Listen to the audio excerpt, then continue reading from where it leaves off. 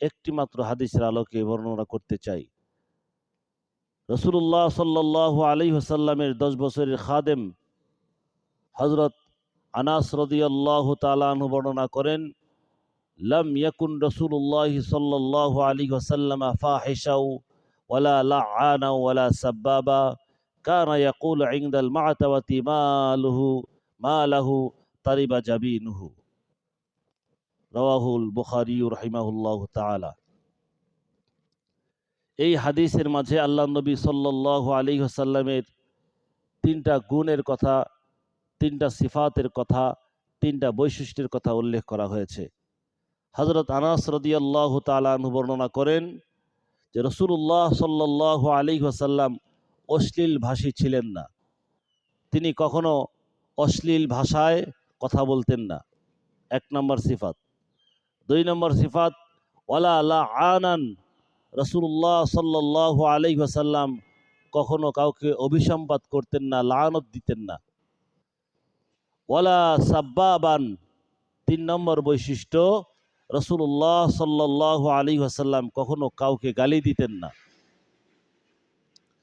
কানা ইয়াকুল ইনদাল মা'তাবাতি, আল্লাহ নবী সাল্লাল্লাহু আলাইহি সাল্লাম যখন রাগ হয়ে যাইতেন কারো প্রতি, তখন তিনি বলতেন মা লাহু, তার কি হলো, তারিবা জাবিনুহু। তখনকার সময়ে আরবের কিছু প্রবাদ ছিল, এর মধ্যে একটা হলো তার কপাল ধূসরিত হোক, ধূলি ধূসরিত হোক। এই হাদিসের মাঝে আল্লাহ নবী সাল্লাল্লাহু আলাইহি ওয়াসাল্লামের যে 3টা গুণ, রাসূল করিম সাল্লাল্লাহু আলাইহি সাল্লামের গুণে গুণান্বিত হওয়ার নামই হচ্ছে আশিকে রাসূল। যেই ব্যক্তি আল্লাহ নবী সাল্লাল্লাহু আলাইহি সাল্লামের গুণগুলাকে নিজের 3.5 হাত বডিতে ফিট করতে পারলো, সেই তো আশিকে রাসূল। কিন্তু যে ব্যক্তি আশিকে রাসূল দাবি করেন, কিন্তু মানুষকে আবার অশ্লীল অশোভন কথাবার্তা বলেন, যে ব্যক্তি আশিকে রাসূল দাবি করেন আর মানুষদেরকে লানত করেন, অভিসম্পাত করেন, যে ব্যক্তি নিজেকে আশিকে রাসূল দাবি করেন আর কথায় কথায় মানুষকে গালিগালাজ করেন, আলেম ওলামাদেরকে গালিগালাজ করেন, বক্তৃতার নামে, ওয়াজের নামে স্টেজের মধ্যে বড় বড় হযরত ওলামায়ে কেরামদেরকে গালিগালাজ করেন, এটা আসলে যেহেতু রাসূল করিম সাল্লাল্লাহু আলাইহি সাল্লামের সিফত না গালিগালাজ করা, লানত করা, অভিসম্পাত করা, সুতরাং রসুলের কোনো উম্মত যদি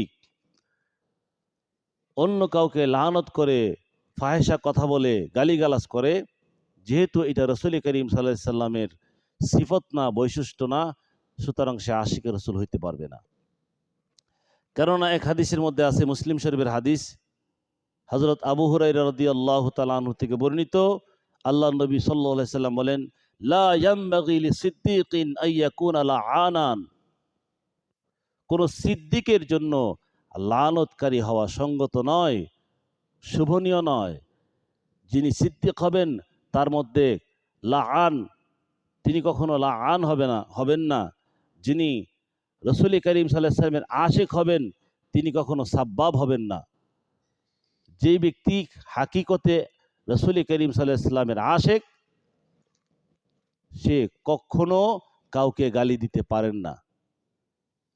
কিন্তু দুঃখের বিষয়, আজকের সমাজের প্রত্যেকটা মানুষ যে কোনো ব্যথায় অন্যকে গালিগালাজ করতেছে।